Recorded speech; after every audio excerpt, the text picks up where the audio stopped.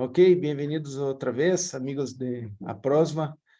Esta es la sesión de amenazas al sistema de nombres de dominio y ahora les invito a Nicolás Antoniello para la presentación. Gracias.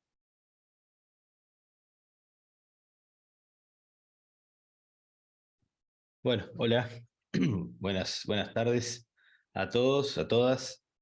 Entonces, como mencionaba ayer, la idea hoy es hablar un poco de amenazas que, en general decimos amenazas al DNS o que tienen que ver con el DNS, mejor dicho, ¿sí? Son algunos tipos de ataques o de actividad en la que en general llamamos amenazas, ya sea que afecten al DNS, o sea, que traten de impactar el servicio de DNS, el servicio autoritativo, el servicio recursivo, de alguna manera para que no se pueda brindar efectivamente el servicio de DNS, o que utilicen al DNS, ¿sí? Que utilicen el DNS o algún mecanismo del DNS para cometer algún otro tipo de ataque. Luego, a lo largo de la presentación esta, vamos a ver de los dos tipos, ¿sí? Vamos a ver amenazas al sistema DNS o que usen el sistema DNS para cometer otro tipo de delitos, ¿sí? o de ataque. Entonces, tengo una presentación aquí que está en inglés, pero la vamos a hacer, la vamos a hacer la presentación en español, digamos, solamente el PowerPoint está en inglés, todavía no lo tengo traducido, pero luego lo voy a traducir y se los voy a hacer llegar en español. Déjenme iniciar la presentación entonces. ¿Se escucha bien, Daniel? ¿Sí? Sí, perfecto. Déjame Y voy a poner un poner enlace aquí aquí. para compartir las diapositivas también. Perfecto. Y Ya ahora, tengo. bien. Iniciar la presentación y voy a compartir la pantalla enseguida. Ahí está. ¿Se está viendo la pantalla? ¿Sí? ¿Se ve correctamente? Sí, Indíquenme si se ve correctamente, así. perfecto. Bien. Voy a abrir un poco aquí el, el chat y la lista de participantes para tenerlo medio a mano. Lo voy a ubicar aquí en algún lado en el monitor. Ahí está. Igual si tienen bueno, como siempre, antes de empezar, cualquier consulta o comentario que tengan a lo largo de la presentación, ¿sí? No esperen al final de la presentación, vamos a tratar de hacerlo lo más dinámico y entretenido posible, así que lo ponen ahí en la pregunta en el chat o encienden el micrófono y hacen la pregunta. Daniel, si vos podés monitorear el chat y ves alguna pregunta o algo, me avisás ahí, me interrumpís, también si tenés algún comentario, por supuesto, o alguna pregunta para los participantes. Y luego siéntanse libres de encender las cámaras y dejarlas encendidas toda la presentación si quieren, es mejor, así nos vemos un poco y aunque estemos lejos, remoto, bueno, lo hacemos un poco más ameno, más cálido. Nada, no es obligatorio, solamente si puede y se enciendan las cámaras y listo. Bien, ahí está Javier se animó ahí, perfecto Javier. Bien, bueno, entonces, empecemos un poco con la temática esta de amenazas que tienen que ver con el sistema de nombre de dominio. Primero, vamos a plantear una especie de problema inicial, digamos, ¿sí? Ya acá puse este slide que tiene un navegador en blanco, así, ¿sí? Esto es a propósito. Entonces, imagínense que vamos a acceder a un sitio web. Imagínense el ejemplo que yo siempre pongo ahí, Daniel ya sabe, es el de la página del banco, ¿no? ¿Sí? Entonces yo voy a acceder a mi cuenta bancaria para hacer alguna operación, lo que sea. Entonces típicamente abro el navegador y escribo la URL, ¿sí? Del banco. ¿Ok? www. No sé, mibanco.com. Accedo al banco. La pregunta ahora es, ¿cómo puedo estar seguro, digamos, de que el sitio al que estoy entrando es realmente el de mi banco y no es otro sitio, ¿no?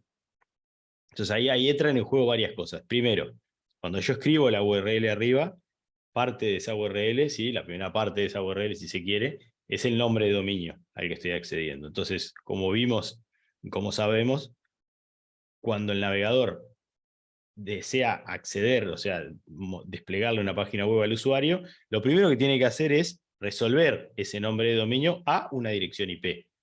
¿Qué dirección IP? La dirección IP, IP versión 4, IP versión 6, del servidor, en este caso sería del servidor web del banco, que me va a presentar a mí la página web con la información para loguearme, para entrar con mi usuario y mi contraseña a mi cuenta bancaria, ¿sí? Entonces, lo primero que sucede ahí es una consulta DNS, ¿sí? En la cual se resuelve ese nombre de dominio a una dirección IP.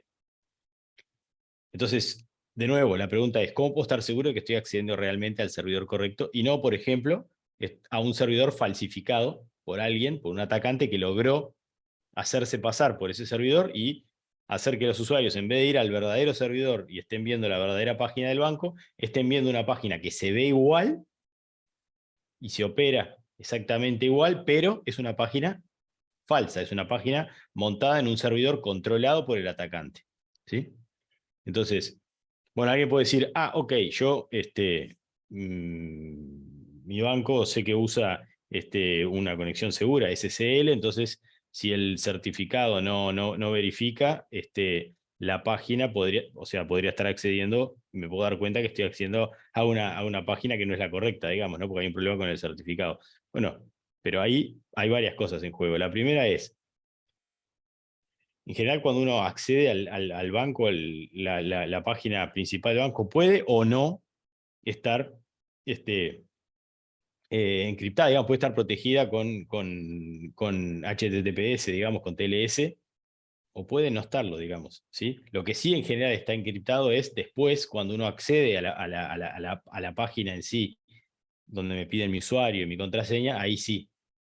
Pero de todas maneras, ¿sí? El atacante podría arreglárselas para generar un certificado falso, digamos, ¿no? Del sitio web. Y si yo no tengo el certificado preguardado en mi navegador, el navegador accedería, verificaría el certificado, vería que es válido, y no había problema. O incluso ni siquiera ponerle un certificado, ni siquiera utilizar HTTPS, porque la verdad es que la mayoría de los usuarios, cuando accedemos, no estamos chequeando todo el tiempo, todas las veces que accedemos, que realmente estamos usando el protocolo HTTPS, que aparece el candadito de arriba, y que no estamos utilizando HTTP nomás.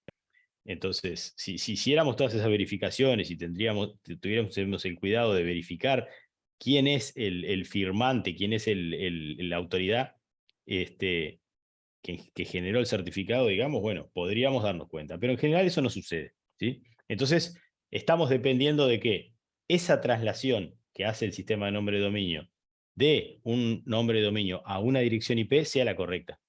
Si el atacante lograse, ¿sí?, interceptar el mensaje de la respuesta DNS, por ejemplo, o manipular el servidor autoritativo y modificar la dirección IP que recibe el usuario podría recibir una dirección IP que no es la verdadera dirección del servidor del banco, como le decía, sino que es una dirección IP de un servidor falso, que luego me muestra una página web exactamente igual a la del banco, pidiéndome mi usuario y mi contraseña. Entonces yo escribo mi usuario y mi contraseña ahí, y marché, porque le estoy dando mi usuario y mi contraseña al atacante. Y si el atacante es, si el ataque es un poco sofisticado, lo que puede hacer el atacante es incluso redireccionar todo eso al verdadero sitio. Entonces, cuando yo pongo el usuario y contraseña, me redirecciona al verdadero sitio de mi banco, yo accedo a la verdadera página, hago todas las transacciones que quiero hacer con mi cuenta, como lo haría normalmente, y después en determinado momento me deslogueo y listo.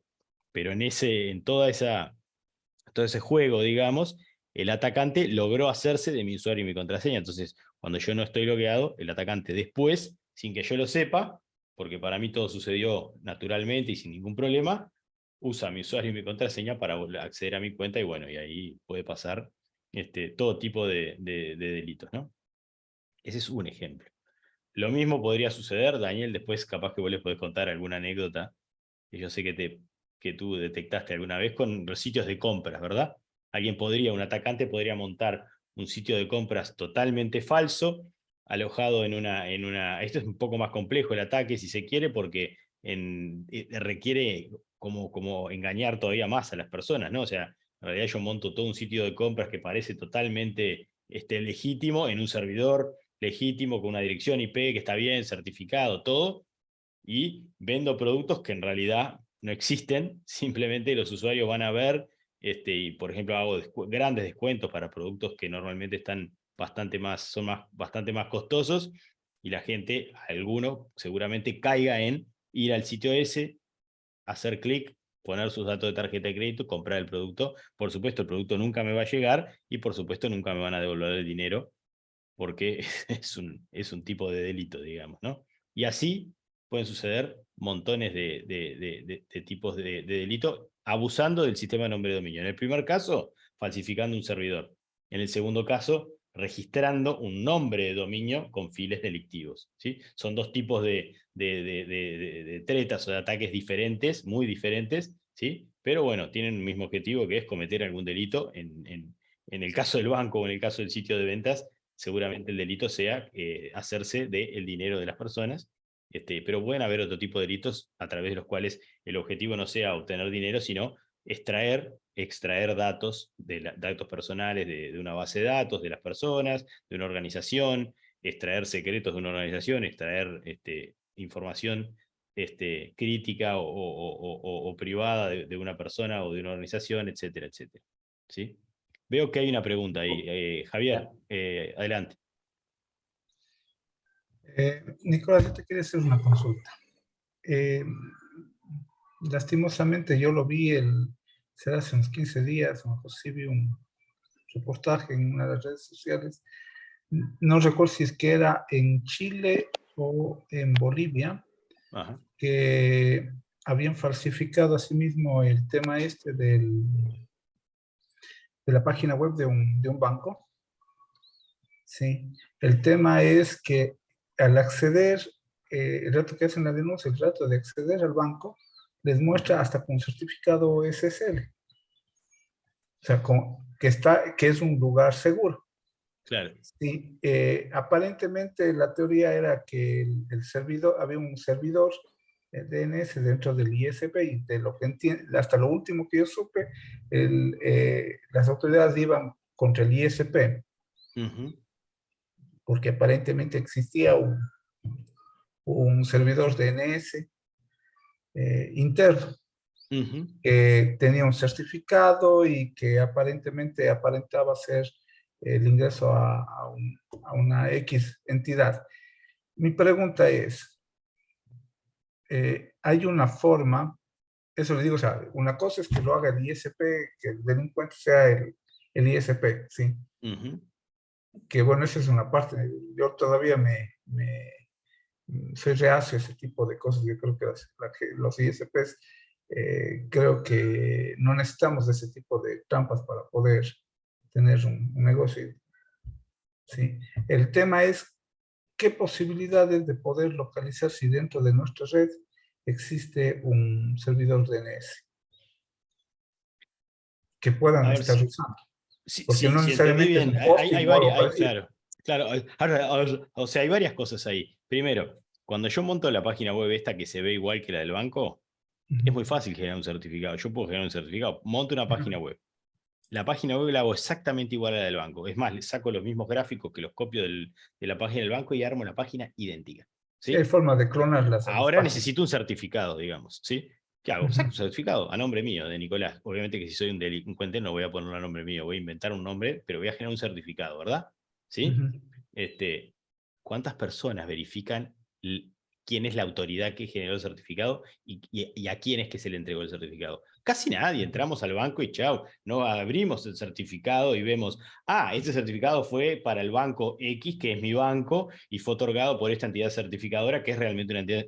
No, si yo no verifico eso, puede ser que el certificado sea válido, porque el atacante puede legítimamente adquirir un certificado, por supuesto.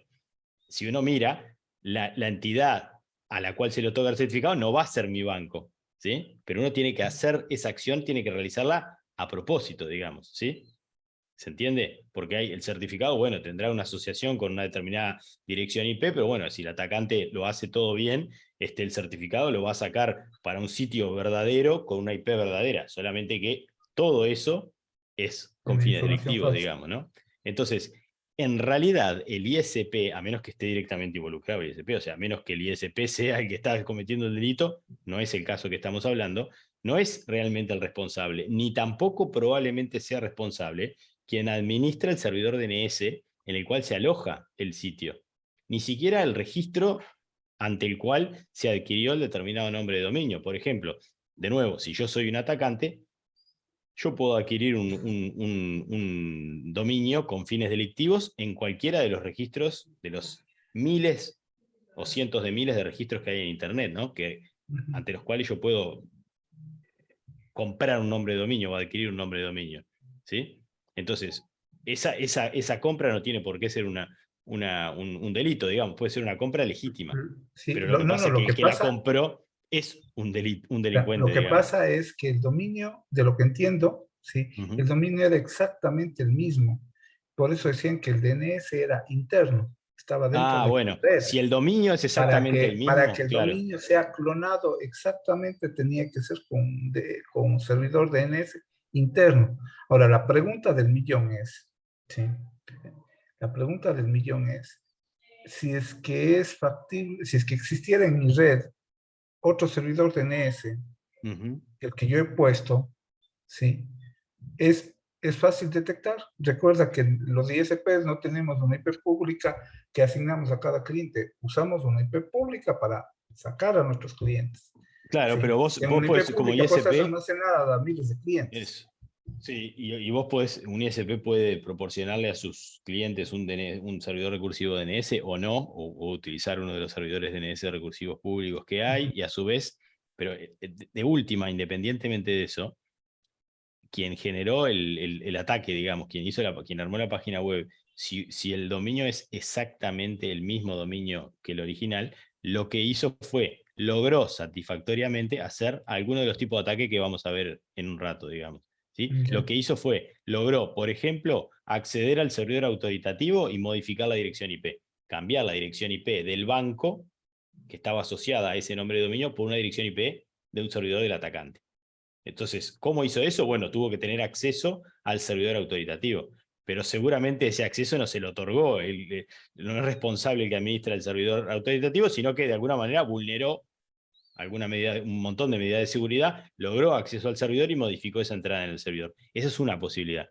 Otra posibilidad es que no haya modificado nada, que no haya logrado acceder al servidor autoritativo, pero que haya logrado afectar el servidor recursivo, el que resuelve la consulta, ¿sí? Lo haya logrado afectar, por ejemplo, una técnica que se llama envenenamiento de caché, que también la vamos a ver, ¿sí? A través de la cual el servidor recursivo memoriza, guarda en su memoria una asociación nombre de dominio real, la asocia a una dirección IP de un atacante. O sea, el atacante lo que hace es ataca al servidor recursivo y logra que el servidor recursivo en la memoria guarde una asociación falsa, digamos, verdadero nombre, pero dirección IP del atacante. Entonces, cuando el servidor recursivo recibe la pregunta cuál es la dirección IP de la URL del dominio del banco, el servidor recursivo lo primero que hace es mirar en su memoria. Si la memoria está corrupta, porque el atacante logró acceder al servidor recursivo del ISP, ¡pum! El servidor recursivo le va a dar al usuario una dirección IP que es la del atacante y no la verdadera. Con el nombre verdadero, ¿no? Siempre estamos hablando de que, como tú dijiste, el nombre de dominio es el verdadero nombre de dominio. Entonces, hay otra serie de ataques que se pueden hacer también. Algunos tienen que ver con el servidor autoritativo, otros tienen que ver con el servidor recursivo, y otros tipos de ataque son contra el equipo del cliente. Es decir, el atacante también podría atacar la PC del cliente y generar ahí una asociación nombre de dominio, dirección IP. Por ejemplo, atacando el archivo host que se usaba antes para la resolución de nombres, antes que existiera el DNS, el sistema de nombre de dominio, y generar una entrada falsa, digamos, con el nombre. Entonces el PC ni siquiera va a hacer la consulta al DNS externo, lo va a agarrar y va a sacar la respuesta del archivo host. O, por ejemplo, corromper el servidor DNS del dispositivo. Entonces, cuando el navegador le pasa al servidor DNS interno del sistema operativo la consulta para que se la envíe al servidor del ISP, a lo que sea, ese servidor, si está corrupto, también puede responder con una respuesta falsa, digamos, para direccionar al usuario al sitio. O sea, hay un montón de ataques en distintos puntos, en el PC de la persona, en el servidor recursivo del ISP, en el servidor autoritativo que utilice el banco. O sea, en cualquiera de esos puntos hay una serie de ataques que se pueden hacer para justamente lograr eso. Con el nombre de dominio verdadero, asociarle una dirección IP del atacante. Y ahí direccionarte al servidor del atacante. Y bueno, nada, es imposible. Una vez que logró hacer eso, no hay forma de darte cuenta. Ese es el problema. A priori, como usuario, no tenés forma. Existen algunos mecanismos de los cuales vamos a hablar ahora que en algunos casos evitan ese tipo de problemas, en otros casos los previenen, pero no por completo, sino que mitigan gran parte de los posibles casos, digamos. ¿Sí? Yeah. O sea, no hay forma de pedir un listado de ubicaciones de los DNS recursivos y autoritativos que existen en el mundo o en mi zona. No porque, primero, si la hubiera, que no la hay, no te serviría para nada. Ahora explico por qué no te serviría para nada, pero ¿por qué no la hay? Porque en general los ISP, por ejemplo, los servidores recursivos están cerrados de forma de que solo los pueden utilizar sus clientes. Entonces, si vos no sos cliente de ese ISP, no deberías poder acceder a ese servidor recursivo. Entonces hay una serie de servidores recursivos que están ocultos para vos, pero para los clientes de ese otro ISP no están ocultos. Y a su vez tus servidores recursivos están visibles para vos y tus clientes, pero no para clientes de otro ISP. Entonces en realidad hay cientos de miles de servidores recursivos en el mundo, pero cada uno tiene un conjunto de dispositivos que son los que tienen habilitado o autorizado hacerle consultas, utilizar ese servidor recursivo. Yeah. Aunque vos tuvieras la lista, de todas maneras, si estás expuesto a un ataque de esos y el ataque es satisfactorio, no te sirve de nada saber cuál es tu servidor DNS, porque uses el que uses, el atacante podría haberlo vulnerado, digamos. De hecho, si el ataque es a tu PC y el problema está en tu PC, no importa el servidor DNS que uses, porque en realidad el ataque está siendo efectivo incluso antes, no se necesita ni siquiera hacer la consulta DNS. ¿Sí? Claro. Si logró instalar un virus o un troyano que te afecte tu servicio DNS interno en tu computadora, en cada computadora del usuario, la computadora ni siquiera va a hacer la consulta DNS. Estamos hablando de otras cosas, pero mi preocupación era ver si es que había la factibilidad de poder saber si es que lograron, como vos indicas, lograron entrar al servidor recursivo que tenían dentro de las redes de ISP, ¿sí?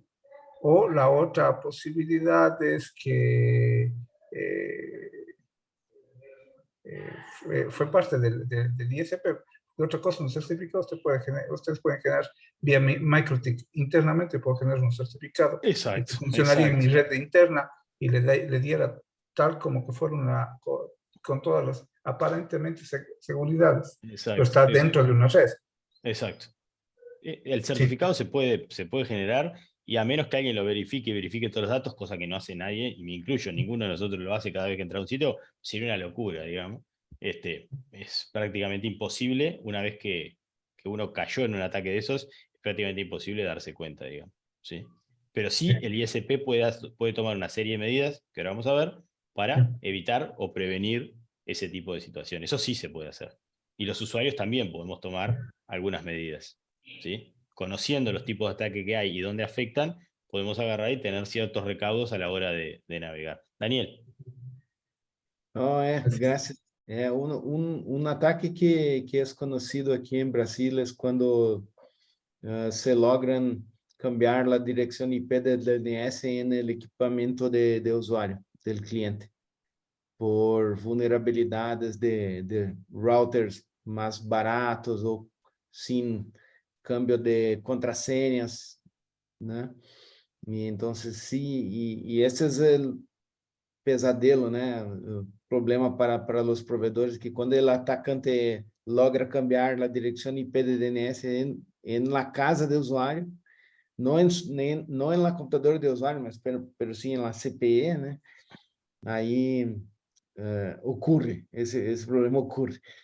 Então, tem que, os provedores aqui estão muito preocupados em certificar-se que os equipamentos que compram para poner en los usuarios son seguros. Sí, yo no entré en ese detalle. Hay un montón de puntos en los cuales un atacante puede actuar, ¿no? Ese justamente no lo habíamos mencionado, Daniel. Muchas gracias por traerlo por recordarlo, es la CPE, digamos, el equipo de acceso a Internet en la casa del usuario, ¿sí? En el domicilio del usuario. La mayoría de esos routers domésticos, digamos, reciben del ISP la dirección IP pública que utilizan y reciben del ISP los servidores recursivos que van a utilizar. Hacia adentro, hacia la red interna de la casa doméstica, asignan direccionamiento privado y después usan algún mecanismo de traslación como NAT, por ejemplo, para que todas esas direcciones privadas que usan todos mis dispositivos en mi hogar se mapeen a una única dirección pública, ¿verdad?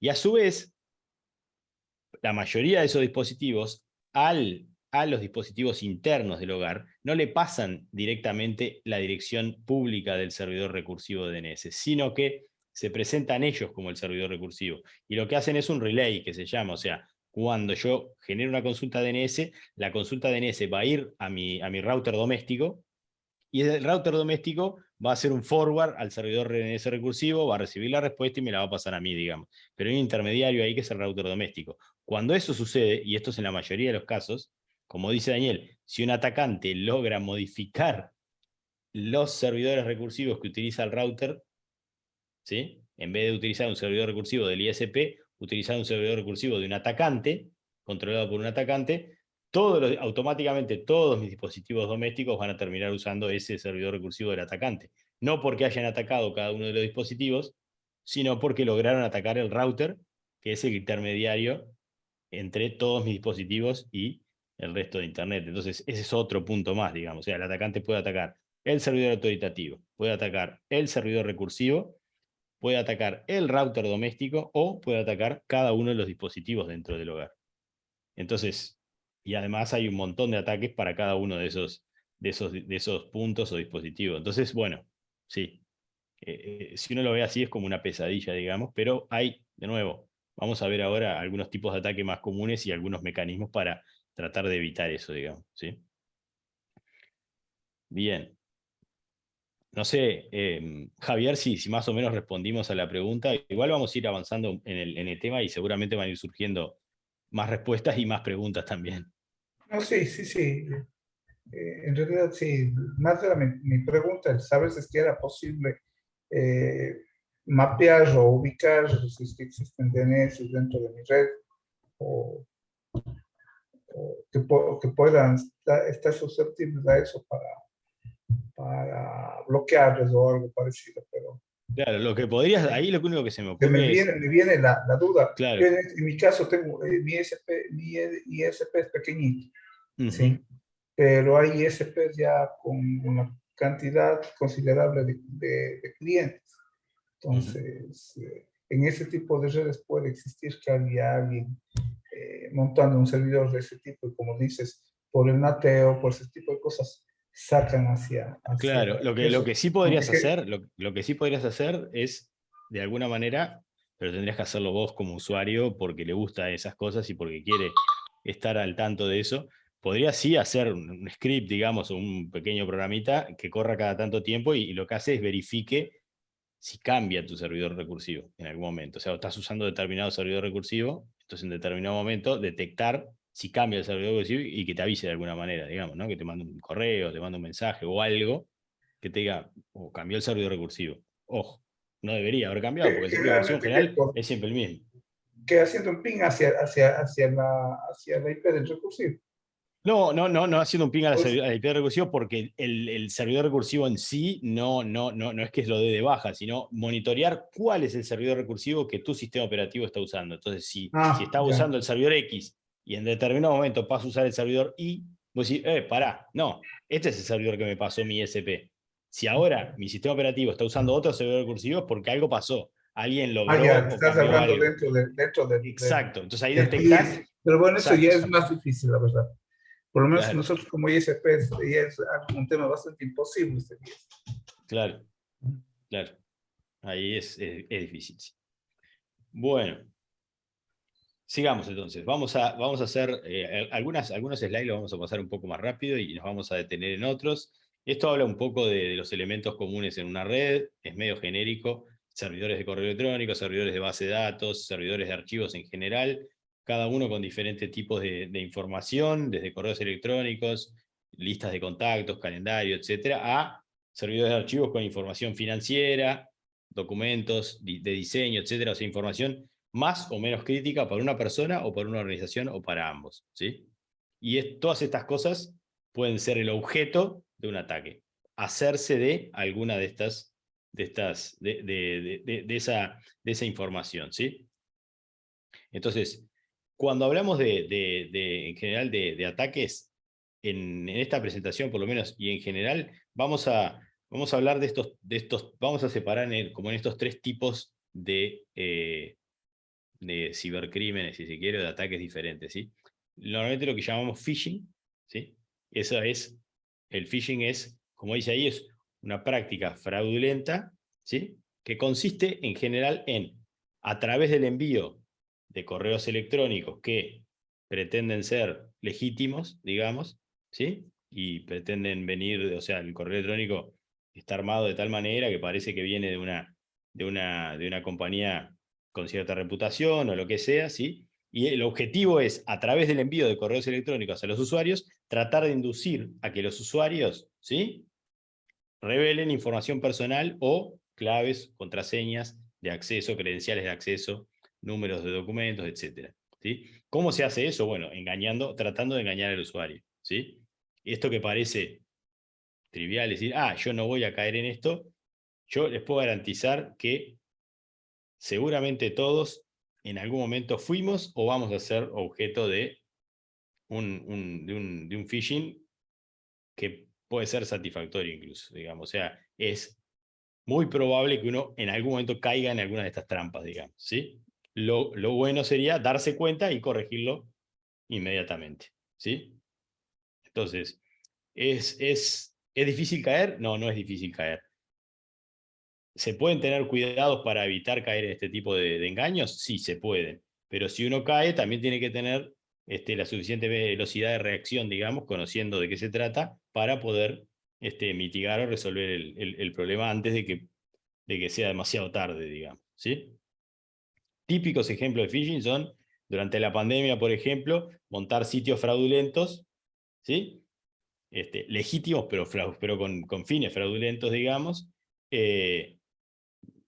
con información sobre el COVID, por ejemplo, sobre los distintos tipos de vacuna contra el COVID-19. Entonces un montón de gente estábamos buscando todos los días información sobre las vacunas y esto y el otro, y cuáles efectos tenían y cuáles eran mejores y qué me podían causar y y noticias acá. Yo atacante armó un sitio con información de las vacunas, todo. Incluso la información puede ser información correcta, digamos, y le empiezo a enviar correos a las personas diciendo, bueno, si quiere saber información sobre todas las vacunas de COVID, acceda aquí y tiene toda la información. Entonces la gente va y pincha ahí a ver qué es esto y lee, ¿no? Para leer. Y cuando yo pincho ahí, puedo estar accediendo a una página web que, además de desplegarme la información sobre las vacunas que yo quiero, también me está, a través de algún código de JavaScript o a través de algún código web, ¿sí?, me está enviando información que puede ser un troyano, un virus, malware, etcétera, ¿sí? O me invitan a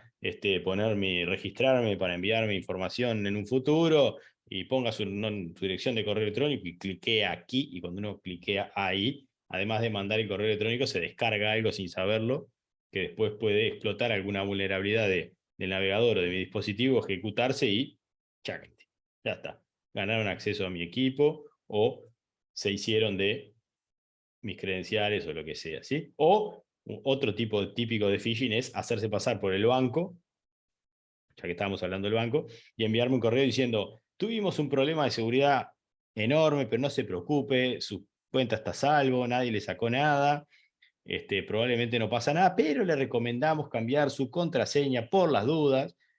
Si quiere cambiar su contraseña, pincha acá,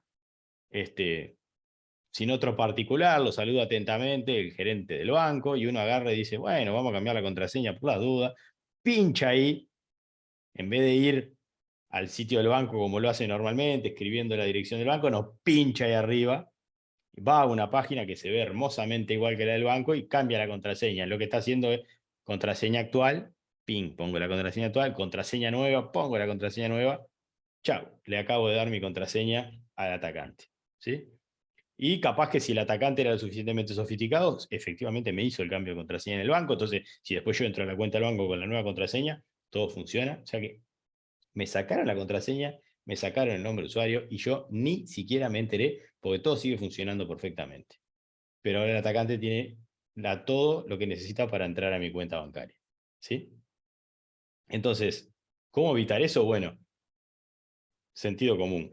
La forma más fácil de tratar de mitigar o de evitar el phishing es el sentido común, es decir, los bancos, y en general últimamente ustedes habrán recibido muchos mensajes de bancos diciendo, nosotros nunca le vamos a solicitar a usted por un correo electrónico ni por teléfono que revele credenciales, o sea, los bancos no hacen eso, digamos, pero antes no lo avisaban, ahora están diciéndonos a todos, miren, si reciben un correo pretendiendo ser del banco, pidiéndole que cambie la contraseña, no somos nosotros. ¿Sí? Cuando nosotros le vamos a pedir que cambie la contraseña, lo vamos a hacer de alguna otra manera, digamos, ¿sí? Le vamos a decir que pase por el banco o que lo haga de alguna otra manera segura, digamos, ¿sí? Pero no mandando un link en un correo electrónico que lo puede mandar cualquiera, ¿sí? Y además es fácil alterar los encabezados y los distintos parámetros de un correo electrónico para que cuando uno lo ve parezca que viene del banco, ¿sí? Entonces, eso es el phishing. Tratar de engañar a la gente, típicamente a través del envío de correos electrónicos, para que acceda a, de alguna manera, involuntaria, por supuesto, revelar información personal. Malware.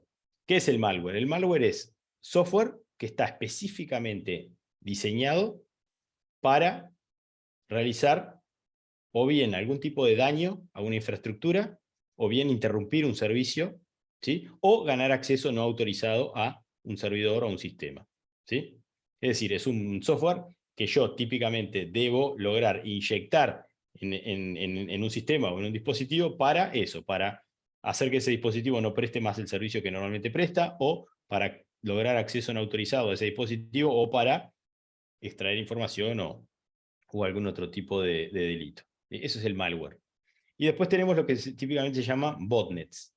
Las botnets son redes de dispositivos de usuarios que sin el conocimiento de los usuarios después se utilizan para perpetuar un ataque a un tercero. Por ejemplo, ¿cómo funcionan las botnets? Las botnets funcionan de esta manera. Un atacante agarra y gana acceso a los diferentes dispositivos. Puede ser mi computadora, puede ser mi heladera si está conectada a internet, puede ser el router de casa, si está el router de casa tiene alguna vulnerabilidad, puede ser la bombita de luz, puede ser cualquier dispositivo de internet de las cosas, cualquier dispositivo con conexión, puede ser el celular, el móvil, cualquier dispositivo que tenga acceso a internet y que tenga una vulnerabilidad que un atacante pueda explotar, ¿sí? Entonces el atacante logra acceso a ese dispositivo y inyecta, coloca ahí en el dispositivo, instala un programita, sin que yo lo sepa.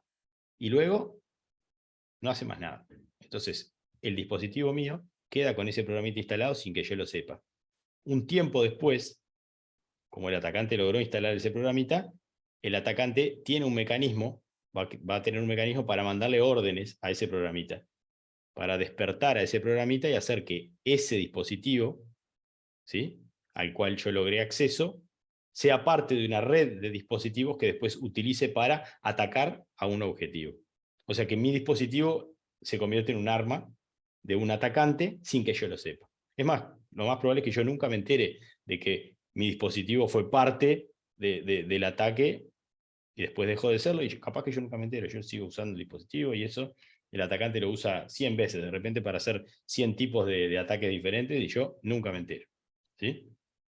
Ese tipo de programitas, ese tipo de software que se instalan en los dispositivos para usar con ese fin es lo que se denominan botnets, ¿sí? Bien, entonces tenemos esos tres tipos comunes o definiciones, si se quiere, en torno al tema de ciberdelitos: phishing, malware y botnets. ¿Ok? Bien. Empecemos entonces a entrar un poco más en el tema de abuso, de amenazas al sistema de nombre de dominio, que tiene que ver con el sistema de nombre de dominio. Entonces, normalmente los mecanismos que utilizan los atacantes para cometer los ataques, los mecanismos que los atacantes utilizan para cometer esos ataques, es lo que en general se denomina vector de ataque o vectores de ataque. Entonces, ¿Qué tipos de vectores de ataques hay cuando nos referimos a amenazas al sistema de nombre de dominio? Bueno, uno de ellos es, como habíamos dicho, registrar nombres de dominio en forma maliciosa, ¿sí? Es decir, los atacantes adquieren nombres de dominio para utilizarlos con fines delictivos. Por ejemplo, lo que les dije, pretender ser una fuente de información de determinado tema, pero además alojar ahí botnets, malware, etc. ¿Sí?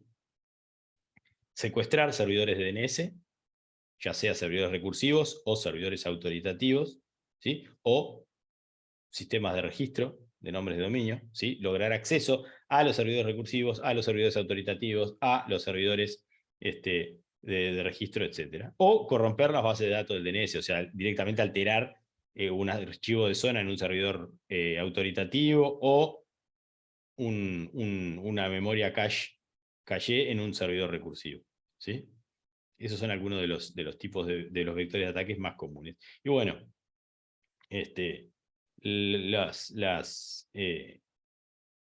los motivos, digamos, por los cuales un atacante puede querer cometer ese tipo de delitos son varios, digamos, ¿sí? Y los tipos de ataque también son muy variados. En general no es fácil de saber si un dominio está registrado con fines maliciosos o no, ¿sí? No es algo trivial, no es que uno diga, este dominio seguro que por tal y tal cosa es un dominio al cual no debería acceder o está registrado con fines maliciosos. Hay indicadores, si uno sospecha de un dominio, hay cosas que pueden indicar a favor de que sea un dominio malicioso o no, pero bueno, en definitiva hay un montón de cosas para verificar, y no existe una única forma de poder discernir si un dominio a priori es o no es malicioso, pero bueno, algunas de esas formas, de esos indicadores pueden ser, bueno, valores sospechosos en los archivos de zona, por ejemplo, cuando una zona tiene un TTL, un tiempo de vida muy bajo, ¿sí? Que cambia cada rato, y uno dice, bueno, pero esta zona en realidad no debería cambiar tan seguido. ¿Por qué tiene un TTL tan bajo? Bueno, ahí eso puede ser un indicador de que algo puede andar mal, digamos. O el administrador simplemente puso un TTL bajo por error o lo que sea. O bueno, o justamente es un sitio que ha sido vulnerado, que ha sido atacado y que le han puesto un TTL bajo para justamente poder ir cambiando muy seguido de esa asociación, nombre de dominio, dirección IP o lo que sea, ¿sí? Pero bueno, uno tiene que tener la sospecha y tiene que poder correlacionar esos valores con lo que uno supone que debería pasar con ese sitio. Si tiene que conocer un poquito más en detalle de qué se trata ese servidor o ese sitio para poder discernir si es o no actividad sospechosa, digamos, ¿sí? Y bueno, hay algunos también hay algunos sitios que típicamente hostean o se usan por los atacantes para montar servidores fraudulentos, etcétera, etcétera. Y bueno, uno puede, en base a esa información y a búsquedas que uno puede ir haciendo, ir tratando de discernir si el dominio es malicioso o no, ¿sí? Los criminales, por supuesto, siempre tratan de ocultarse. Eso hace más complicada la búsqueda y la detección de problemas, y utilizan recursos como redirección, recursión, etc. ¿Sí? Hablemos entonces de algunos tipos más comunes de ataques que utilizan el sistema de nombre de dominio o que son contra el sistema de nombre de dominio. El primer tipo de ataque que vamos a mencionar es el ataque que se conoce como ataque distribuido de reflexión y amplificación, ¿sí? ¿En qué consiste este ataque? Como ven acá, primero, ¿por qué se llama ataque distribuido? Porque el origen del ataque no es uno solo, no es un dispositivo que origina el ataque, sino que el ataque se origina en muchos dispositivos. Por eso es que un ataque se dice distribuido, ¿sí? Si no, sería centralizado o concentrado. Entonces, cuando el ataque es distribuido, es que el origen del ataque no es un solo dispositivo, sino que son varios. Por ejemplo, puede ser una red de botnets. Muchos dispositivos hogareños que un atacante vulneró para que sean ellos los que originen este tipo de ataques. Entonces, por eso distribuido. Ahora, ¿en qué consiste el ataque? Bueno, cada uno de esos dispositivos, en este tipo de ataque de reflexión y amplificación, cada dispositivo que origina el ataque, lo que va a hacer es lo siguiente. Va a enviar una consulta DNS a un servidor recursivo, cualquiera, por ejemplo, un servidor recursivo abierto, ¿sí? El de Google, el de Cloudflare, o otros servidores recursivos que tengan menos medidas de seguridad y menos protección que esos que mencionamos, típicamente servidores recursivos que no deberían estar abiertos, pero que los administradores, por error, lo dejan abiertos. Entonces, cada uno de esos dispositivos que origina el ataque va a enviar una consulta DNS a ese servidor recursivo abierto, pero va a hacer lo siguiente. La dirección IP origen, ¿sí?, de la consulta, que debería ser la del propio dispositivo, la van a espufear, que se llama. ¿Qué es eso? Van a cambiar la dirección IP origen, y en vez de poner como dirección IP origen su dirección IP, la dirección IP del dispositivo que está originando el ataque, van a poner todos los dispositivos que originan el ataque, van a poner como dirección IP origen la dirección IP del dispositivo objetivo del ataque. Van a poner la dirección IP del dispositivo que quieren atacar, como la dirección IP origen de la consulta. Entonces, ¿qué sucede? Ustedes saben que cuando yo hago una consulta DNS, utilizo el protocolo UDP, el servidor recursivo va a recibir la consulta, va a resolverla y después le va a devolver al dispositivo que originó esa consulta la respuesta, ¿verdad? Si yo modifico la dirección IP origen, el servidor recursivo, después de resolverla, ¿a quién le va a devolver la respuesta? ¿A mí? No. Se la va a enviar a la dirección IP que figure como dirección IP origen. ¿Se entiende? Entonces, lo que yo hago es, desde cada dispositivo atacante, envío al servidor recursivo y a todos esos le pongo dirección IP origen, la misma dirección IP. La dirección IP de el destino del ataque. Y el recursivo va a recibir un montón de consultas DNS, pero todas las respuestas van a ir al mismo servidor. Las consultas provienen de cientos de dispositivos, de miles de dispositivos, pero todas las respuestas a esos van al mismo servidor. Conclusión, yo genero ese ataque que se llama de reflexión porque yo genero las consultas en un montón de dispositivos. Las respuestas no van a esos dispositivos, sino que van a un único dispositivo al que yo quiero atacar, ¿sí? Y se llama de amplificación porque fíjense que este dispositivo al que yo quiero atacar ahora recibe cientos de miles de respuestas, tantas como consultas le hayan llegado. ¿Qué sucede cuando un dispositivo recibe un montón de consultas de DNS? Y las tiene que procesar en principio. Seguramente las termine descartando porque no va a encontrar ninguna aplicación que haya hecho esa consulta, pero las tiene que procesar de todas maneras. Y el recibir y procesarlas, aun cuando las descarte, ocupa recursos del sistema que las está recibiendo. Entonces, este servidor que recibe seguramente empieza a consumir recursos, empieza a consumir puertos, empieza a consumir un montón de procesador y de memoria para procesar esa información que le llega por la red. Conclusión, logro un hermoso ataque de denegación de servicio, porque este servidor seguramente se le consuman todos los recursos y deje de poder responder con el servicio que típicamente está respondiendo. O este flujo de información entrante, ¿sí?, es tan grande que satura el enlace. O sea, este enlace entre el cliente y el ISP, ¿sí?, el enlace entre el cliente y el ISP, se llena de información que está en sentido entrante, digamos, y el cliente no puede hacer nada para detener eso, porque es información que está en sentido entrante. Entonces se me satura el enlace y después otros que quieran acceder a este servidor no van a poder, porque todo el enlace está siendo consumido por respuestas DNS que me están llegando desde diferentes orígenes, ¿sí? Este es el tipo de ataque de reflexión y amplificación, típicamente destinado a cometer un ataque de denegación de servicio, ¿sí?, ya sea llenando todo el ancho de banda o consumiéndole todos los recursos al servidor, ¿sí?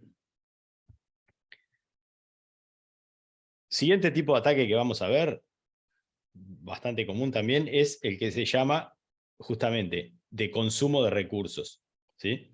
Es un ataque muy similar al anterior, tiene casi todas las mismas características que el anterior, solamente que en este tipo de ataque, en general, el atacante o los atacantes, si es distribuido, lo que hacen es, en vez de enviar consultas DNS utilizando el protocolo UDP, envían consultas DNS utilizando el protocolo TCP.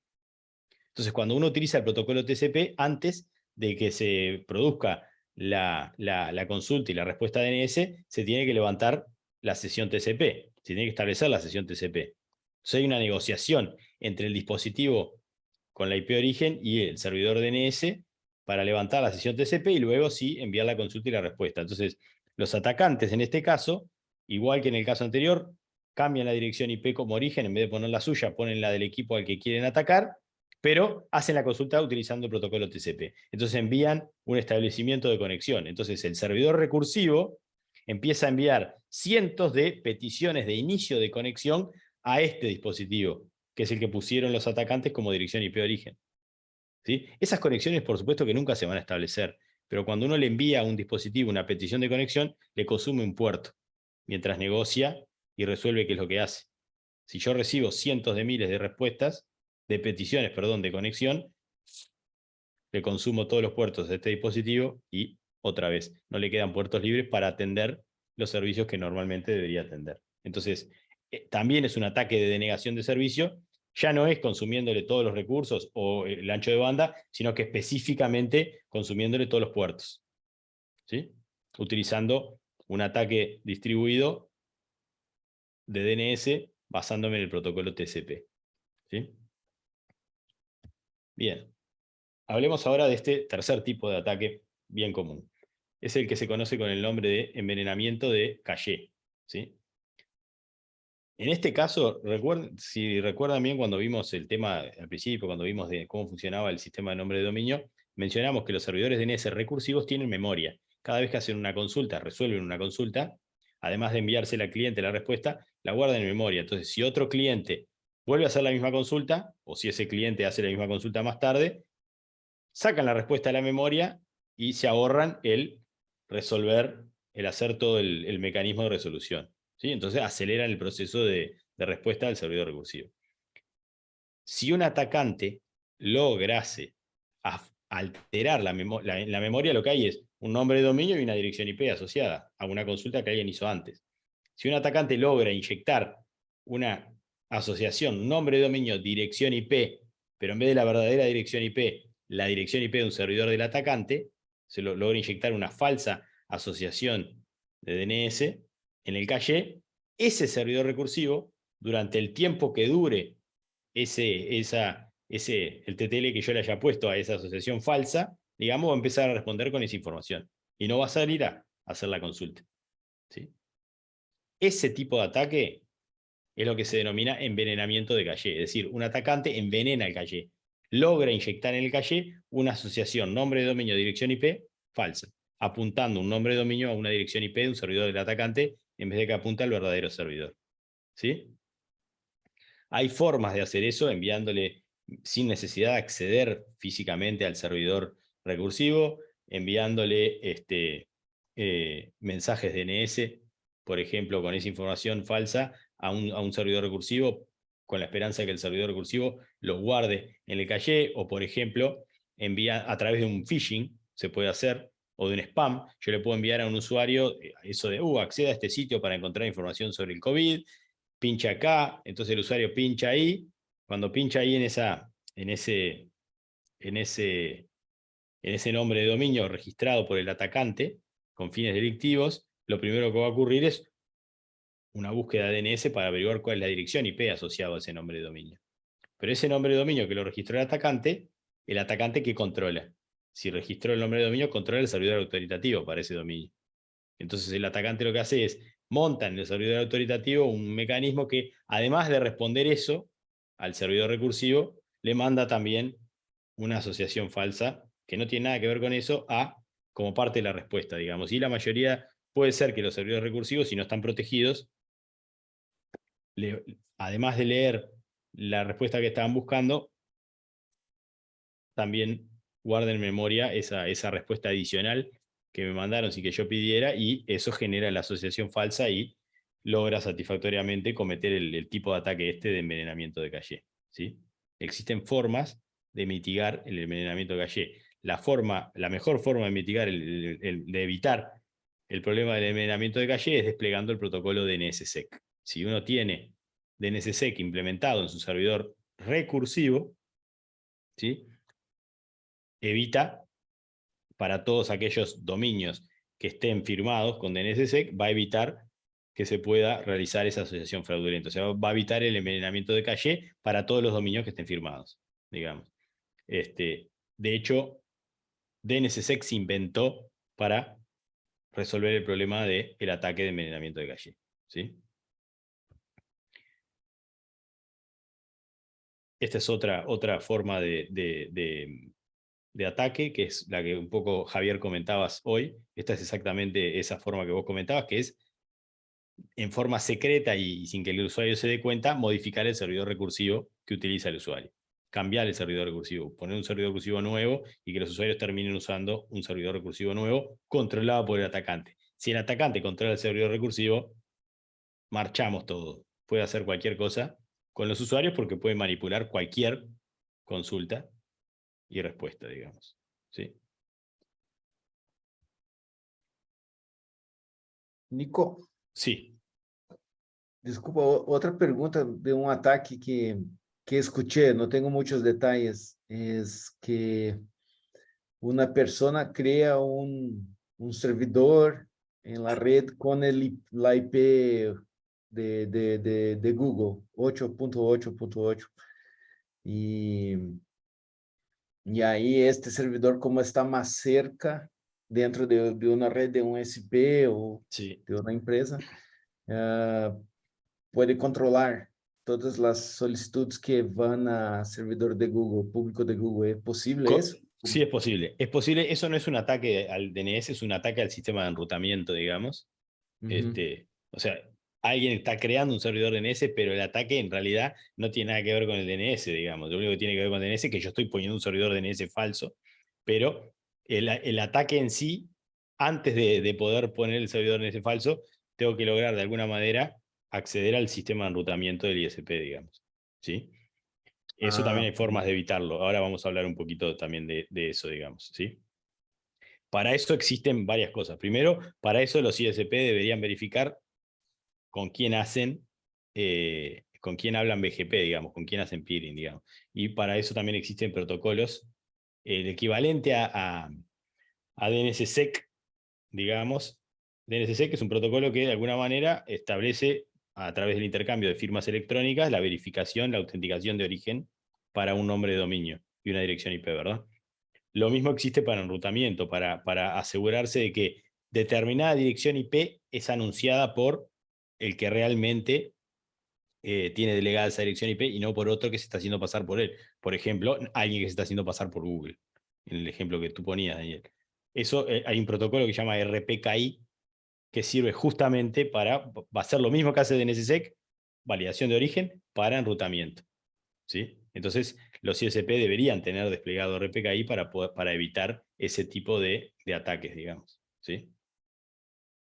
Sí, eso incluso ahí ni siquiera necesito cometer el ataque DNS, porque si tú logras inyectar un bloque, un prefijo IP en una red, directamente podés inyectar el prefijo IP con la dirección IP del servidor del banco. Entonces, el DNS lo va a resolver bien, pero cuando los usuarios vayan a la dirección IP, van a terminar en tu servidor porque está más cerca que el servidor del banco. Digamos, el mismo, o sea, ni siquiera necesitas atacar el servidor DNS.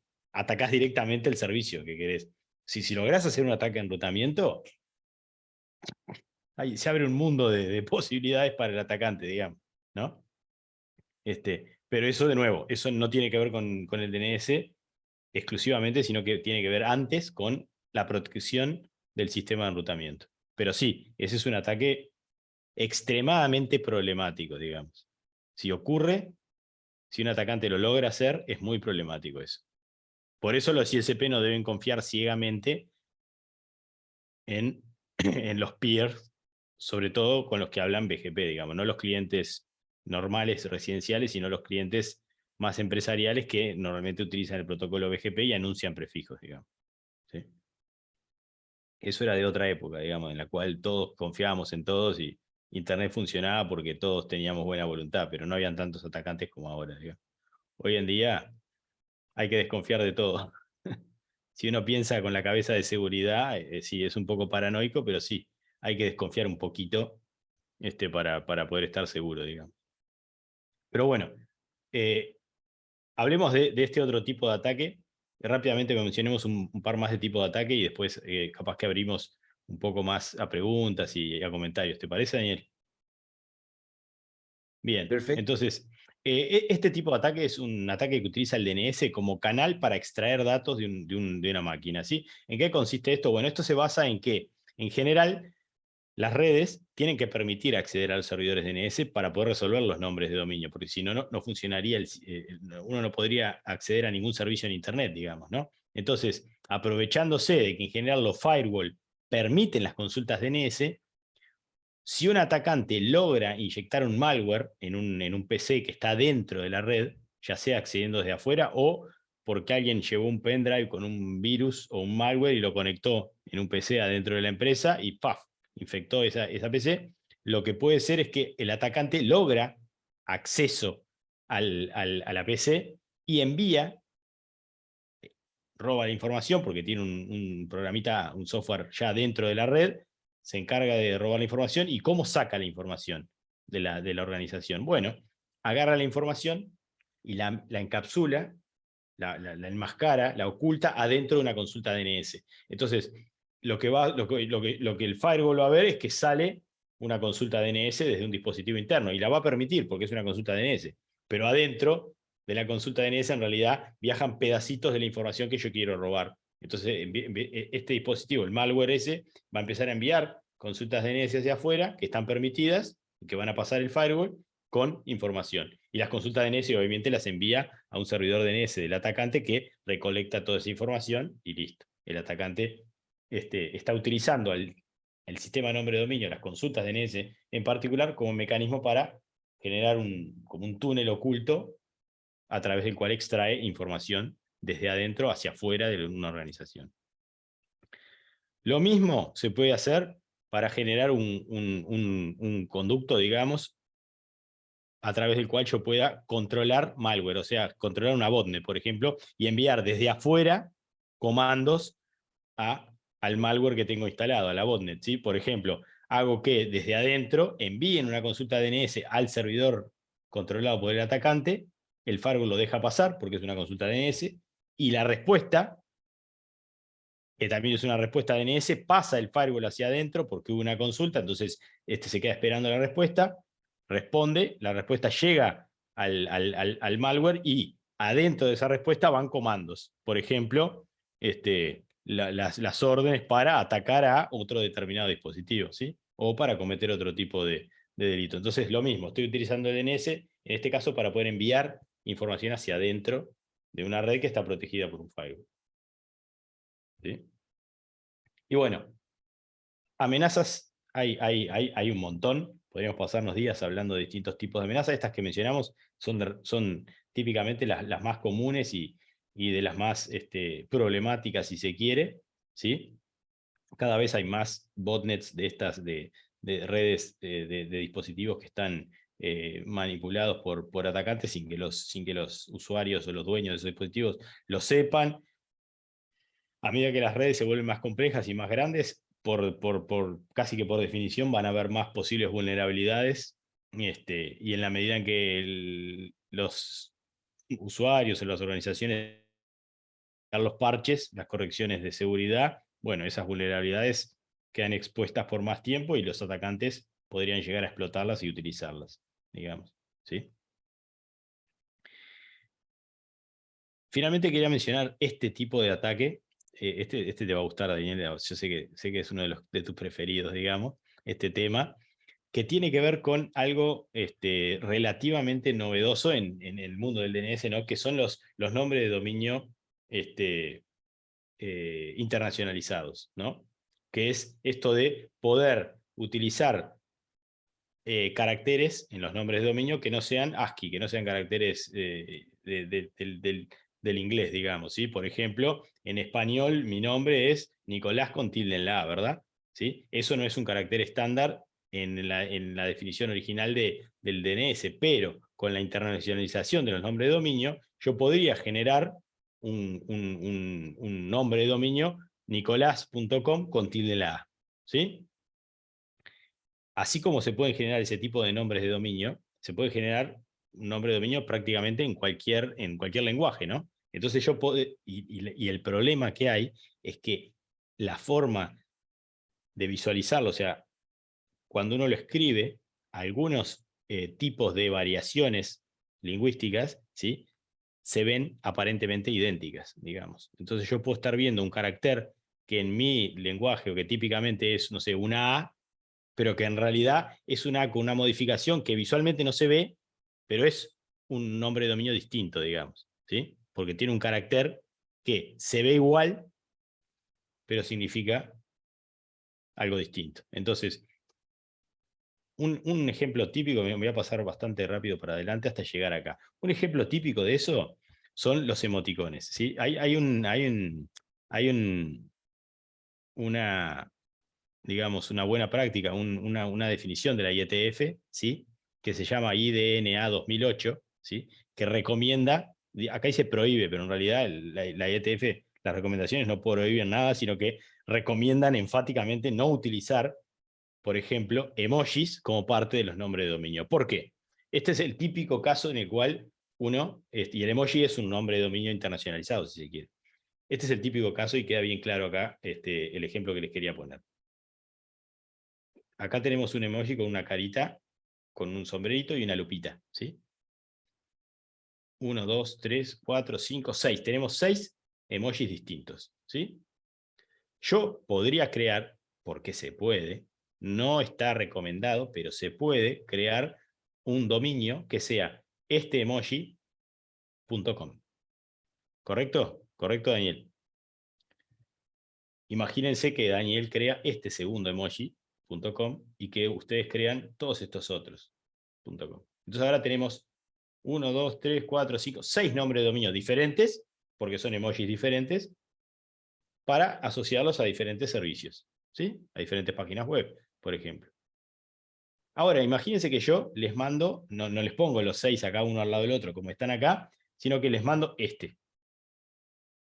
Y díganme ustedes, ¿cuántos de ustedes pueden diferenciar el número 3, este que está aquí, de este 4 que está aquí? O mejor, estos dos que están acá todavía, ¿sí? Fíjense que la única diferencia entre todos estos emojis que es el color de piel, digamos, que tiene cada uno, ¿verdad? Y estos dos son bastante parecidos. ¿Cómo ustedes diferencian este de este? O este de este. O este de este. Sí, capaz que el primero del último, este es amarillito, este es más marroncito, es fácil de diferenciarlo. Pero entre dos que están al lado, es prácticamente imposible diferenciarlos. Es más, la única forma de diferenciarlos es cuando los ponen todos juntos así. Pero si a mí me mandan esto.com, yo no sé si estoy recibiendo esto o esto. ¿Se entiende? Entonces no sé si estoy entrando al sitio que quiero entrar o a otro que se parece y se ve prácticamente igual. Lo mismo se puede hacer con texto, ¿sí? Hay texto escrito en diferentes idiomas que visualmente es exactamente igual, pero como está escrito en diferentes lenguajes, depende de quién lo resuelva, ¿sí?, hacia dónde va a estar mapeado ese nombre de dominio. Entonces, esto puede ser utilizado por atacantes, ¿sí?, para generar nombres de dominio que se vean idéntico o casi idéntico, haciendo que, por ejemplo, enviando ese nombre de dominio como parte de un phishing o de un correo electrónico o lo que sea, alguien lo puede leer y puede decir, ah, claro, sí, pero este que dice que es mi banco, se escribe igual y veo que está todo tal cual escrito. Entonces, seguramente sea mi banco, no es que me hayan cambiado un carácter y que yo no me dé cuenta. Y pincho ahí, accedo a un sitio y en realidad ese sitio es justamente un sitio tan distinto como el caso que les ponía acá con los emojis. Y entonces, ese es otro tipo de ataque, que es la utilización de estas variantes de nombres de dominio que tienen que ver con la aceptación universal, digamos, con fines delictivos, digamos, ¿sí? Y bueno, y en el caso de los emojis es el caso más claro, y por eso es que no se recomienda la utilización de emojis como parte de un nombre de dominio, digamos. Hay algunos. No es recomendable, ¿sí? Como les decía acá, si entran a este estándar de la IETF, digamos, el IDNA 2008, justamente tiene una serie de recomendaciones a través de las cuales se sugiere permitir o no permitir el uso de determinados símbolos o caracteres o emojis en este caso, para la generación de los nombres de dominio, ¿sí? De hecho, bueno, en los nombres de dominio de primer nivel, y los nombres de dominio que van en la raíz, como eso tiene quitando los códigos de país, digamos, todo el resto de los dominios de primer nivel tienen un contrato con ICANN, y ICANN contractualmente prohíbe el uso de emojis, por ejemplo, para generar nombres de dominio por este problema, porque es muy fácil de vulnerar con este tipo de ataque, digamos, ¿sí? Pero bueno, nada evita que de ahí para abajo, en segundo, tercero, cuarto nivel, se puedan crear nombres de dominio con emojis en alguna rama de DNS que no esté bajo ningún contrato, digamos, ¿sí? Que no haya ninguna exigencia contractual. Mencionando un poco el tema de Internet de las Cosas. El tema de Internet de las Cosas, básicamente, en lo que respecta a esta presentación, lo que hace es multiplicar por un número muchísimo mayor la cantidad de dispositivos que hay en Internet, por lo cual se multiplican mucho más las posibilidades de un atacante de lograr acceso a dispositivos y generar este tipo de redes como botnets, etc. Los dispositivos de Internet de las Cosas en general son dispositivos que están muy desatendidos por los usuarios, entonces se le aplican parches de seguridad mucho menos a menudo que en un móvil, por ejemplo, o en una PC. E incluso algunos fabricantes de dispositivos de Internet de las Cosas no tienen muy bien previsto el tema de las actualizaciones, y algunos de ellos no se actualizan nunca. Entonces, si aparece una vulnerabilidad, esa vulnerabilidad queda ahí para siempre y puede ser explotada todo el tiempo que quieran los atacantes, etc., ¿no? Entonces, el tema de IoT es, en cierta manera, un desafío para todo este tipo de vulnerabilidades y de ataques que tienen que ver con el sistema de nombre de dominio, ¿sí? Y un potencial riesgo de seguridad si no se controlan o se tienen en cuenta algunos aspectos, digamos, ¿sí? Y bueno,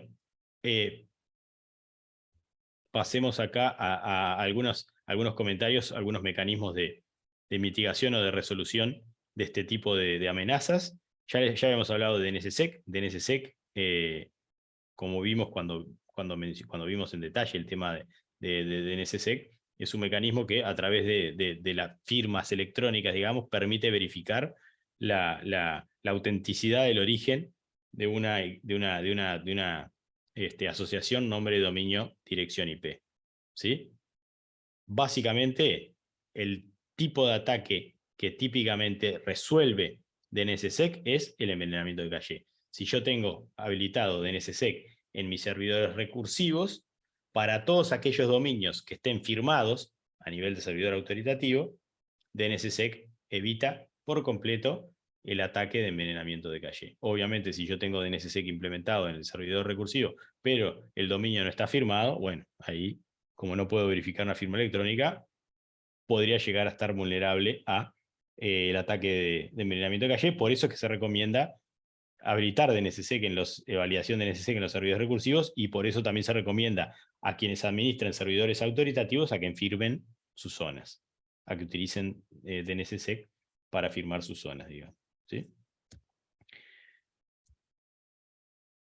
Acá hablamos un poco de DNSSEC, pero eso ya lo vimos. El tema de TLS, de los certificados SSL, bueno, es un mecanismo más de protección también, es recomendable cuando uno tiene un sitio web. Si la información que maneja reviste cierta criticidad o uno quiere privacidad, siempre es bueno, como segundo nivel al menos de seguridad, generar certificados con entidades confiables, digamos, y bueno, y mantener las conexiones seguras utilizando TLS o HTTPS, digamos, en general, ¿sí?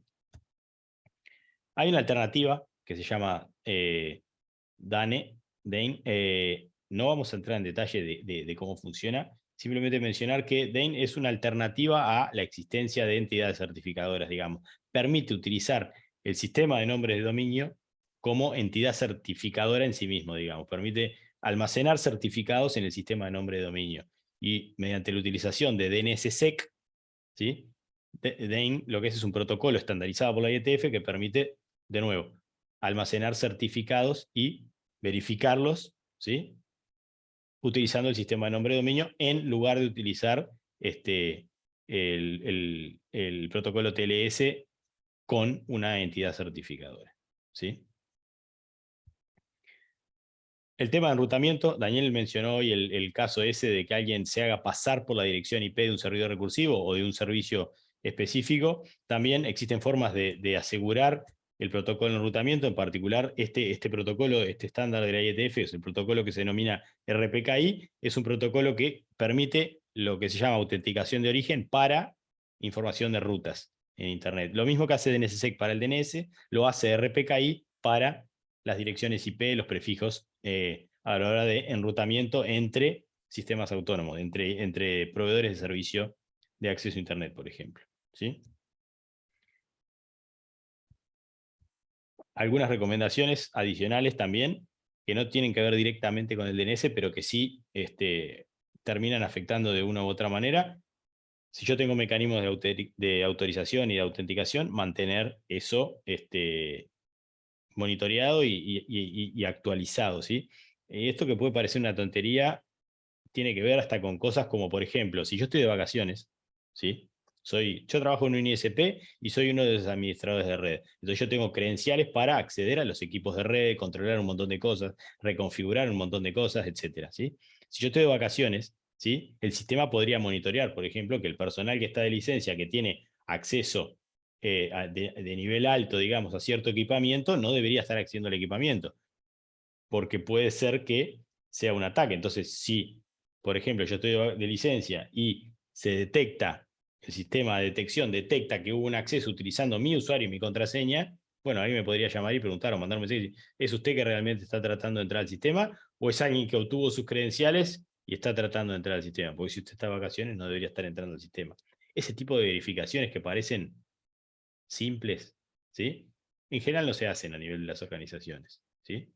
Entonces, mantener asegurados los sistemas de autorización, de autenticación, es parte de la seguridad, digamos. Usar mecanismos de encripción, siempre que sea posible y necesario, ¿sí? Para mantener seguras o aseguradas los intercambios de credenciales o la información. Parches, aplicar los parches de seguridad a los sistemas operativos de todos los dispositivos, ¿sí? Parches de seguridad salen todos los días para un montón de sistemas. No es necesario tampoco, o es medio difícil, estar siempre con el último parche aplicándolo todo el tiempo. Pero sí tener una política de actualización y aplicación de parche de seguridad. El montar un sistema, ponerlo a funcionar y olvidarse de él para siempre, nunca es una buena práctica, digamos, porque los parches de seguridad salen por algo, digamos, porque se detectaron vulnerabilidades y se resuelven. Entonces, hasta que yo no aplique el parche de seguridad, la vulnerabilidad va a seguir existiendo. Vulnerabilidad en mi servidor recursivo DNS, si administro un servidor recursivo DNS, vulnerabilidad en mi servidor autoritativo DNS, si administro un servidor autoritativo, vulnerabilidad a nivel de otros protocolos que utilice, si no los actualizo, vulnerabilidad a nivel de sistema operativo de los servidores, si no actualizo los sistemas operativos, etc. Entonces, mantener todos los sistemas y las aplicaciones actualizados, sobre todo en materia de seguridad, es crítico para evitar o mitigar ese tipo de ataques, ¿sí? Seguridad de correo electrónico, tratar de tener sistemas de correo electrónico que detecten, bueno, aparte de la típica detección de virus y malware, que detecten phishing, que detecten correos electrónicos que parecen fraudulentos. Entonces, en general, estos sistemas lo que hacen es clasificarlo y mandarle un aviso al usuario que dice: el correo electrónico de usted quedó en cuarentena, entre y verifique que realmente sea un correo electrónico legítimo y no alguien enviando phishing, digamos. Entonces, bueno, uno tiene que tomarse el trabajo de ir para esos correos electrónicos puntuales, para esos mensajes puntuales, mirarlo, ver que si es un phishing, si yo estaba esperando un mensaje proveniente de ese origen o no, y bueno. ¿Sí? O sea, sistemas de detección de actividad irregular a nivel de correo electrónico, ¿sí? Desplegar DNSSEC, si operan servidores recursivos, operan servidores autoritativos, desplieguen DNSSEC, es sensiblemente diferente la protección que uno tiene cuando tiene DNSSEC respecto a cuando no lo tiene, sobre todo frente a ataques bastante comunes como son el de envenenamiento de caché, ¿sí? O la alteración de la información en tránsito, digamos, o un ataque a un servidor autoritativo modificando la información en el servidor autoritativo. O sea, DNSSEC nos protege de un montón de problemas y mitiga otros tantos. No resuelve todo, pero nos protege de unos cuantos de esos posibles ataques, ¿sí? Verificar, es importante verificar y auditar periódicamente. Si yo administro una zona en un servidor DNS autoritativo, es importante auditar y verificar que no haya habido modificaciones en la zona, y si hubo una modificación en la zona, bueno, quién la hizo y por qué la hizo, digamos, ¿no? Pero no deberían haber modificaciones que pasen desapercibidas en una zona. O sea, si la zona cambia y no fue algo hecho a propósito, bueno, podría tener un mecanismo que monitoree la zona y contra una referencia y diga, ok, acá hubo un cambio en el archivo de zona. ¿Sí? ¿Fue voluntario? No fue voluntario. Bueno, cuidado, revisalo, porque capaz que alguien logró acceso a tu servidor y te está modificando el archivo de zona. ¿Sí? Entonces, eso es algo que se debería monitorear, o sería bueno monitorear a nivel de servidores autoritativos para aquellos que administren servidores autoritativos. Bueno, todo lo que ya hablábamos de mantener el tema de las contraseñas, el tema de los mecanismos de autorización, digamos, actualizados, el tema de los parches de seguridad, sí, upgrades de seguridad de los diferentes sistemas, y el tema de asegurar la infraestructura de correo electrónico y, como habíamos mencionado también, el tema de la infraestructura de enrutamiento. En la presentación acá omití poner algo que después se los agrego y se los mando, que es ICANN recientemente lanzó un programa nuevo que se denomina Kindness, se escribe K-I-N, perdón, K-I-N-D-N-S, digamos, Kindness, que es un conjunto de buenas prácticas que tienen que ver con la operación de servidores recursivos y servidores autoritativos. O sea, es un proyecto, un programa de ICANN que lo que hace es busca generar un sitio, un sitio de alguna manera homogéneo y regularmente verificado, donde los operadores de servidores DNS, ya sean servidores autoritativos o servidores recursivos, puedan ir, ¿sí? Registrarse ahí, pueden suscribirse a una lista de discusión que hay por correo electrónico, y sobre todo hay una serie de chequeos que uno puede hacer.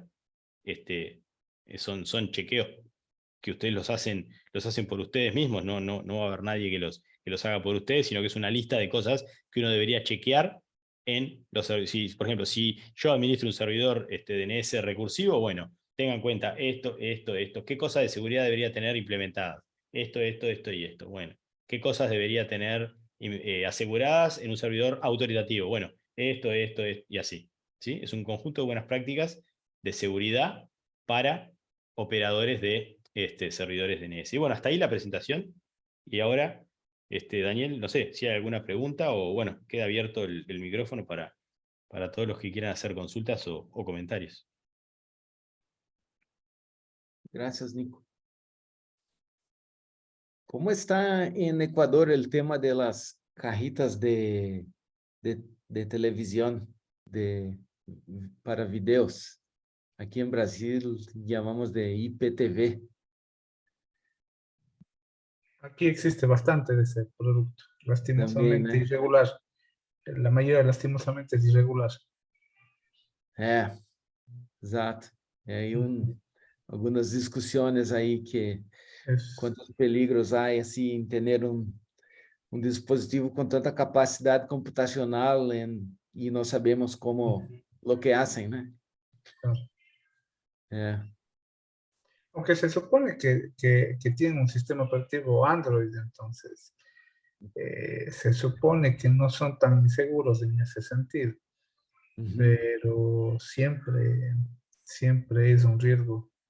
El problema no es en sí la caja, sino los programas que se instalan. Y como hay mucha proliferación de programas de servicios gratuitos, entre comillas, sí, entonces por ahí es donde se vuelve inestable el tema.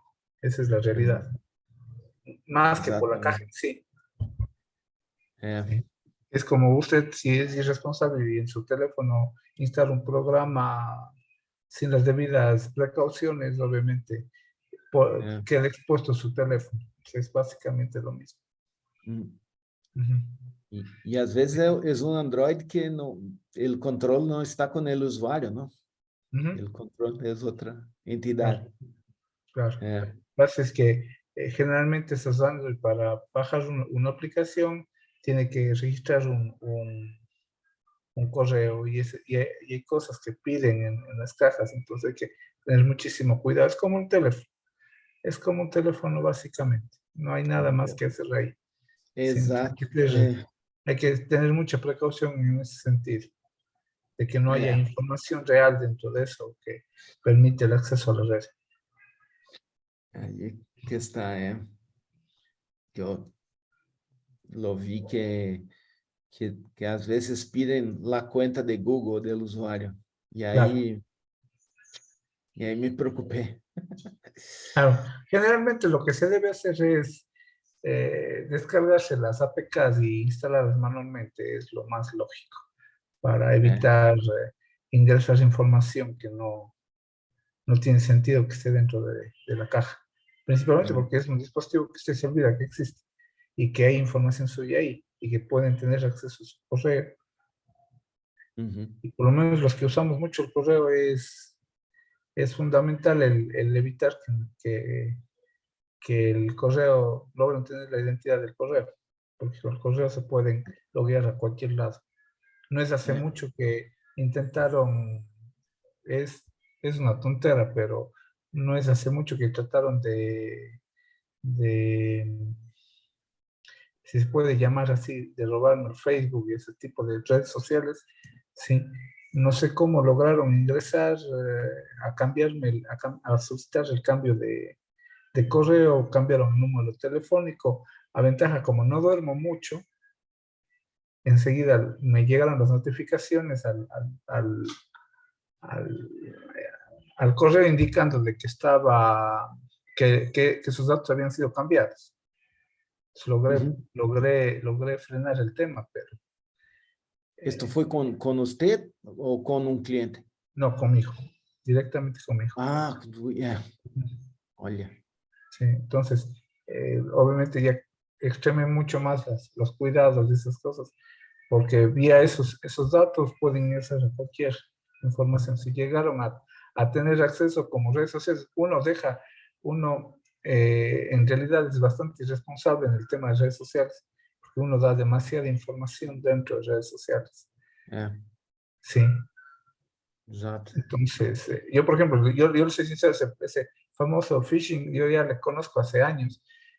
Yo, por comentarles, yo soy divorciado y la única manera que yo tenía, por ejemplo, para poder supervisar a mis hijos era clonarles el famoso Facebook o el WhatsApp.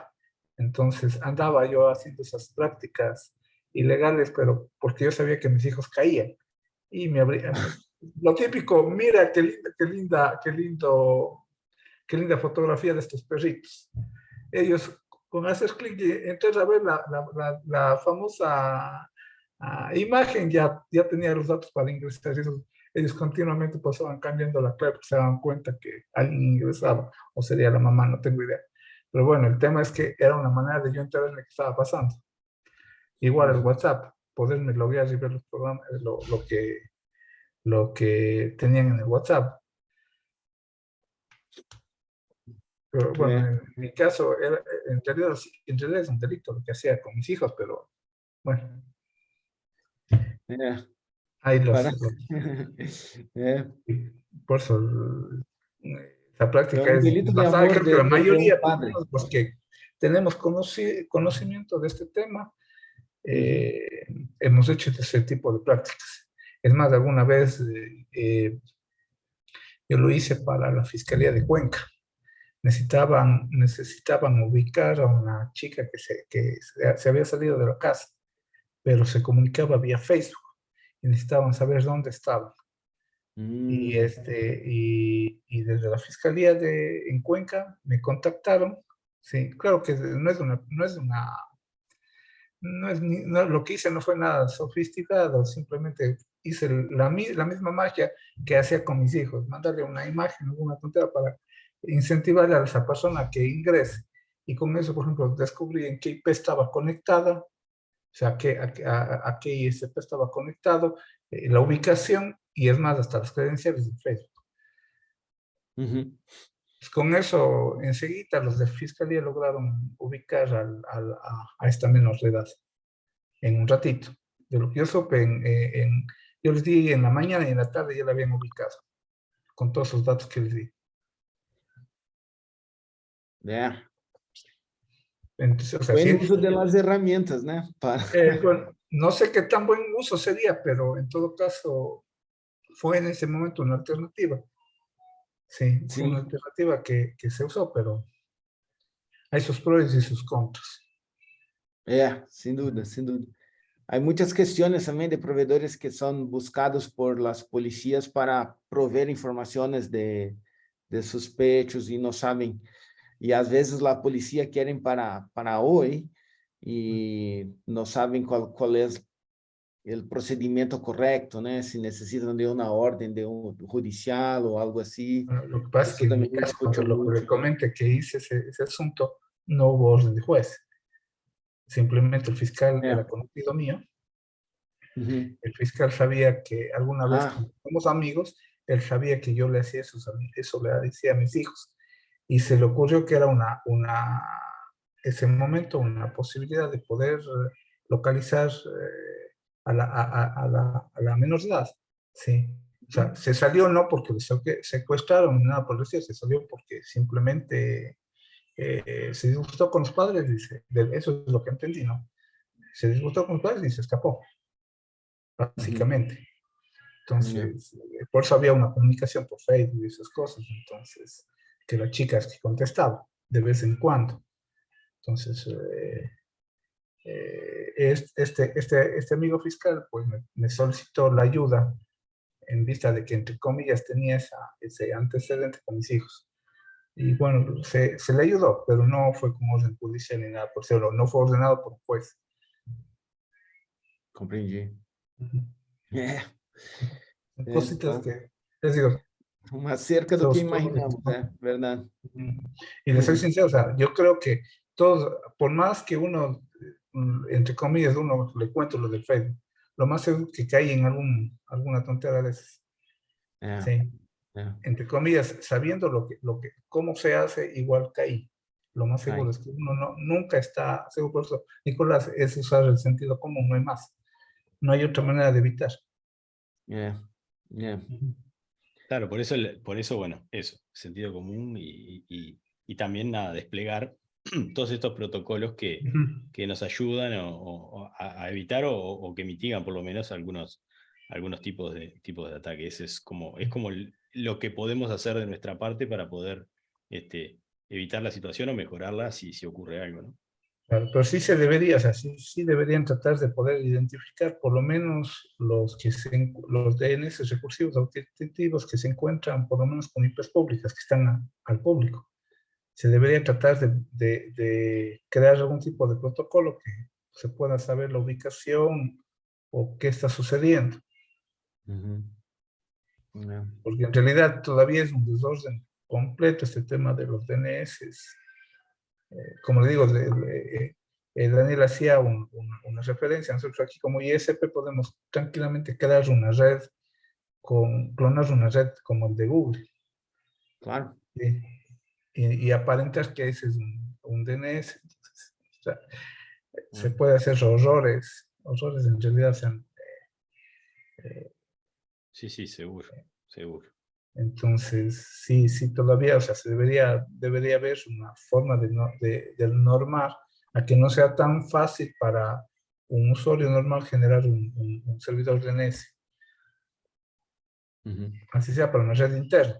O sea, debería existir una normalización del software para evitar que Hay unos cualquier persona protocolos, lo de hecho, haga. la IETF tiene unos protocolos que algunos de ellos están estandarizados y otros están en vías de estandarización para poder autenticar servidores DNS, digamos. O sea, el diálogo en el servidor. Entonces uno ahí podría, no evitar que alguien ponga un servidor DNS, pero sí podría autenticar la legitimidad del servidor con el que estoy utilizando, digamos. Entonces ahí Claro, de alguna por ahí manera podría ser una buena habría que ver, alternativa. sí, cómo utilizar esos esos estándares que existen, o bueno, o de última, como decís tú, desarrollar nuevos para cubrir esas necesidades.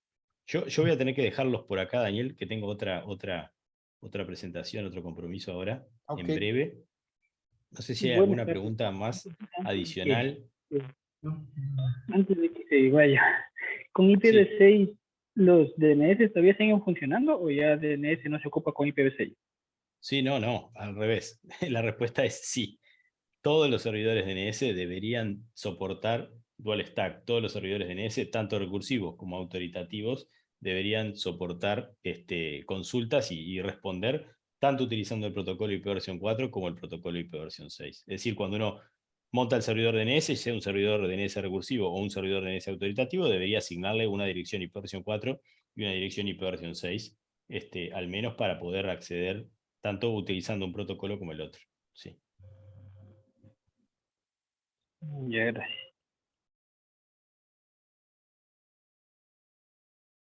Muy bien, entonces, gracias Nico, Javier, Alexis por Gracias. las preguntas, a todos que participaron y un gusto verlos otra vez. Igualmente, gracias.